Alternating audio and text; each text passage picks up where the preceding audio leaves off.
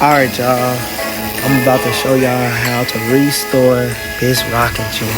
First thing you're gonna do is you're going to pressure wash it, or wash it off with a water hose, whatever you got. I have a pressure washer, so I'm able to use this as a luxury. If you don't, just use a regular water hose. I'm gonna skip a lot of steps because first time recording a video like this, but I'll make sure you guys have all the details. Pressure wash, pressure wash. Next thing you're gonna do is gonna let it dry. You're going to see it come out like this. It's going to look a little tarnished. That's what we're going to take the sandpaper. Take the sandpaper. We're going to get a sander. You need 60 grit, 120 grit, and 220 grit. Each grit is going to make the wood go lower and lower. The lower it is, the more it's going to be. As you can see right here, I use a 60 grit, and I start going to work on it. Turn the sander on. You ain't got to be an expert to do this, people. You just scan it across there. Remember, you're going to do the whole entire project, whether it's a chair, whether it's a table, it does not matter. If it's weathered from the weather, this is how you do it. You just hit it with that spice ball, okay?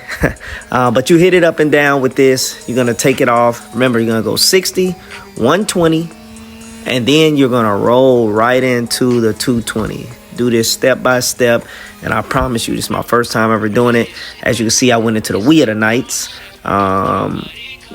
Just hitting it hard, man. Just making sure I was able to get all those crevets, all that stuff. I think I was a lot detailed on this because I didn't want to mess it up. As you can see right here, this is me doing the 120 right here.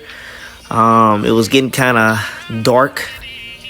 So I came back the next morning. It was real nice out this morning. Got the 220 out, which is a fine grain. All you do is you just take it on there, you stick it on there. It's like Velcro. It goes right on. And then you just go over it again. Each time you go over it a little bit more, on here. I kept trying to make sure that everybody could see some part of the process. I'm going to go ahead and talk about the next steps as I continue with this right here.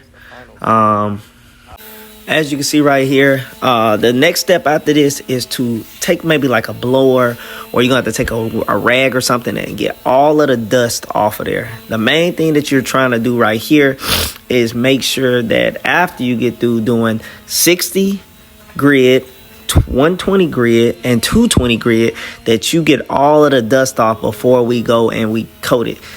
My crazy self, they told me to use gloves. I used something called polyester all-in-one, which means I didn't have to use a conditioner on the wood, and I didn't have to do but one coat of paint that took care of everything. My silly self did not show the painting portion, but I do have the final product. All you have to do is get some type of sponge or some type of towel. You're gonna dip it in the paint.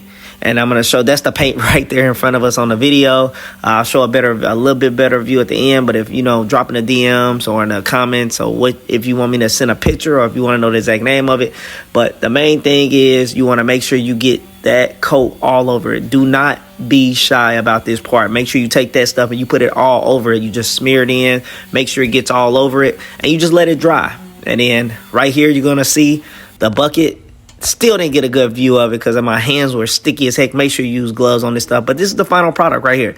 It looks so much better. It's not perfect, but it beats paying somebody $600 to do it, restore it when I can restore it myself. If you got any questions, drop it in the comments. I'm out.